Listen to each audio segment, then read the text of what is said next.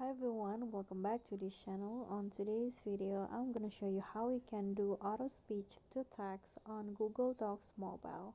So here I have already opened my Google Docs apps and I'm going to open this blank document.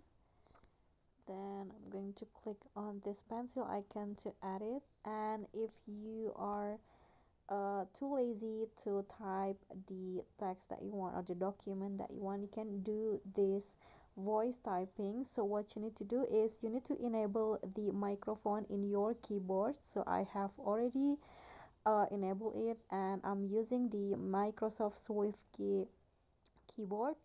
And here you can see there's a little microphone icon at the bottom. So what you need to do is just find the microphone button on your keyboard, then just go to it, and in here you can just say something and the Google Docs will detect it and it will type the words that you say to the documents.